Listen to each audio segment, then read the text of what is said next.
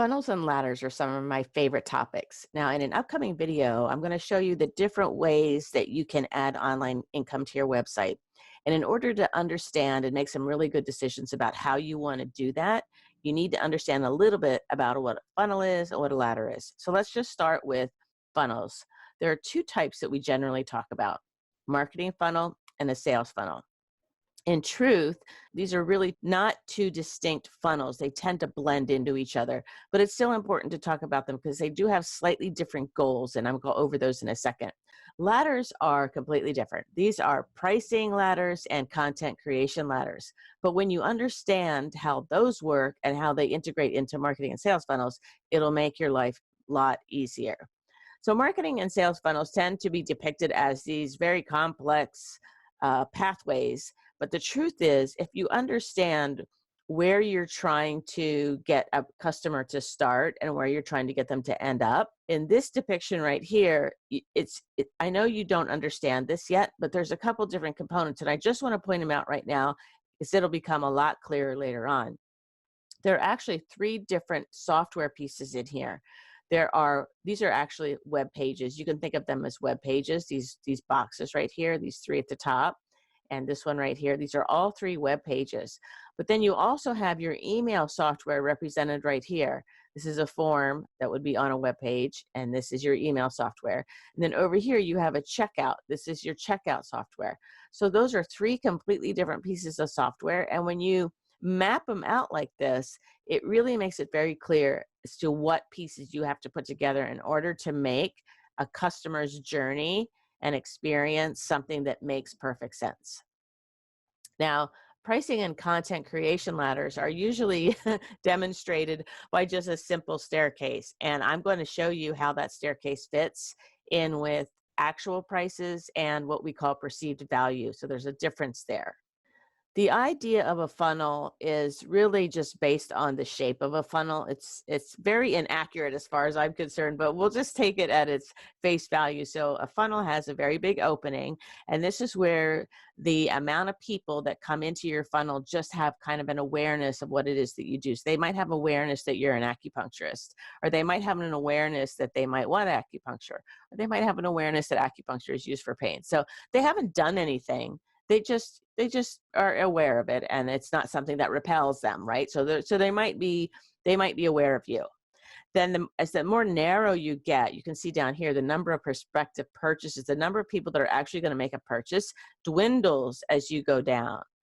So the number of people that are actually actively going to pursue an acupuncturist is much lower. Right? So there's people that are aware of it and think, oh, that's an interesting kind of way to treat the body. But then the people go like, you know what, that I know some friends who've had acupuncture for pain, and I've had pain. So these are people that we call suspects. Like they're just kind of on the edge. They don't know yet to know. They haven't learned yet that acupuncture can really benefit them. And then down here are the people that are actually in pain, and they're looking, and they probably opted into your newsletter, or they've followed you on social media, and so they've actually taken some kind of action to make them what we call a prospect. And that's a little bit different than a lead. A lead is kind of like somewhere up here in the suspect range. Prospects are people that have actually taken real action, and you may have even talked to them. And then customers are the minority, the few people that actually buy compared to the amount of market potential. So that's the only reason why a funnel is used to describe marketing and sales, because there's a lot of market potential, but your messaging is what brings them into the very end of the funnel to have them purchase.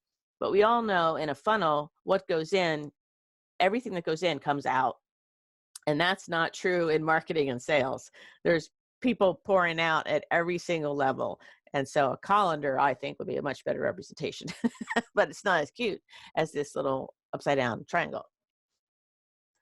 I think the best description of a funnel is really a pathway. When we're leading people in a very logical sequence from one point to a destination. So when you design a funnel, you want to take your visitor on a very specific path. And I think that's a really good way to think about it, is you're taking them on a path, and you know what their desire is. You know their desire is to feel different, and to experience life differently and to get way over here and be happy. You know that. And you know the steps to get them there, but you can't give them this step way at the very end, at the very beginning, or it's overwhelming. So you want to think about a starting point. So how to talk to your visitor or a potential new customer. Start where they are. And you want to know exactly what their destination is. So you kind of already know these things. And you need to have the logical steps in between. And that's really what every product, every course, everything that you are teaching your customers, these are all the things that you're working with. Their starting point. So you start where they are, where their mindset is. You know what their destination is, what it is they really want to achieve and how they want to feel. And then you need to have those logical steps in between to get them there. And so typically online, we start with something called a landing page. And this is where we give people the opportunity to give you their name and their email address so they opt in or they subscribe. And they usually get it in exchange for a free download or a newsletter or something that is enticing to them.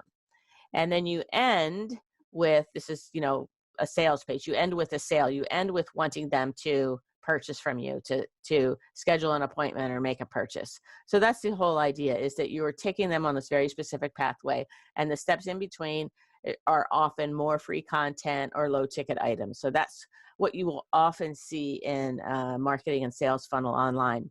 So I encourage you to look.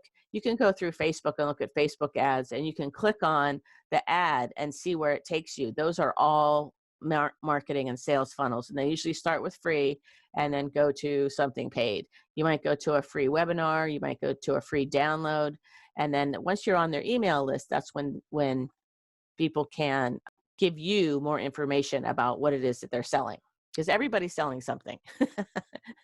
Everybody is selling. If there's a Facebook ad on there, they are selling something.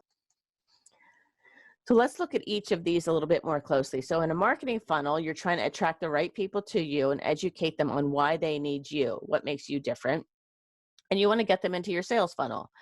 The thing that I like best about marketing funnels is because you know where you're starting and where their mindset is and where you want to take them, this is the opportunity to raise what I call your CLAT factor. It's kind of like your clout, but it's your CLAT, and that stands for know, like, and trust factor. So the whole goal of the marketing funnel is really getting that connection dialed in between them and you. And the way that you do that is to get them on your email list. This is the priority goal of marketing funnels, is to get them on your email list. And that's why it often starts with that landing page where they can opt in or subscribe. Once they're on your email list, you have the ability to contact them, right? If it's just social media, that's dependent on them coming to you. Now, there are social media tools that you can pop up in their messenger and that kind of stuff, and those are great tools, and I encourage the use of those if your target market is on social media, and that's a good way to contact them. But that would never take the place of your email list. So your email list is something that you own and you have control of. And there's a saying in marketing and sales that says the money's in the list. And there's some truth to that. The money is really in the follow-up in your list, but you do have to create an email list. So that's one of the main goals of a marketing funnel. A sales funnel typically starts with a marketing funnel. So you already have them on your email list, or the entry point for a sales funnel is getting them on the email list. The goal of a sales funnel, even though it is to sell your product and your service and make money, the true goal, I want you to think about it as building lasting relationships. And this is where I think a lot of people get the wrong impression of what you're doing when you're selling something. If you are not building the relationship with your customer, then you're going to forever be in a cycle of trying to get new customers. And we already know from research and data that it's much easier to sell a product or service to someone who's already purchased from you. They're already a customer. They already know, like, and trust you. So it's much easier to sell over and over different things to the same customer than it is to continually go out and get a completely different customer. Every time that you do that, it costs you time and energy and money to get the new people in, to re-educate them, and to make that first sale.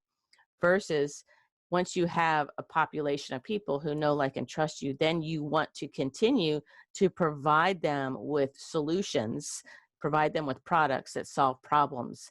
And that way you continue to build those relationships. So this is truly, I look at funnels and marketing and sales as educational marketing and building relationships. And those are the two big key factors that you want to keep in mind. Now let's take a look at ladders. So there's the pricing ladder. In a pricing ladder, the goal is to offer a range of products so that your customer can choose. They can start wherever they are, whatever their budget is. So you want to have a very low price, they call it a low ticket item. And usually it's a free report, a free download. And you can see how this fits into your marketing funnel, right? If you have a free ebook, they'll give you their name and their email address in order to download that ebook. So that would be the lowest end of your pricing ladder, a free ebook. The products in the pricing ladder are priced relative to each other, and they have to make sense. And I'll talk about that more in the next one, which is the product creation ladder. But it gives you flexibility to package products. And I'm going to show you how this can definitely increase your income potential when you're able to mix and match products and put them together in packages. You now have changed your bottom line in terms of what it is that you can charge a person as they go through your entire sales funnel. The product creation ladder gives you the ability to easily create a range of products priced in the same range, so 0 to whatever your max is. And these prices are based on perceived value and make sense. So now I can tell you what I meant by the prices are relative to each other and make sense. And in the product creation ladder, the prices are based on perceived value and make sense. So an example of this is a soft cover book and a hardcover book.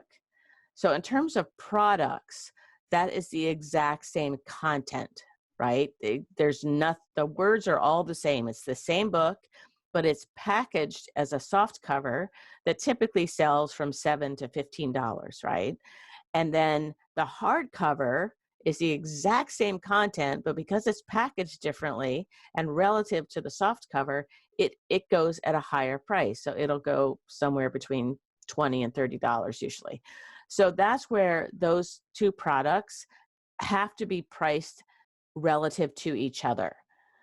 Let's go on to the next video where I'm going to show you a pricing ladder and a content creation ladder.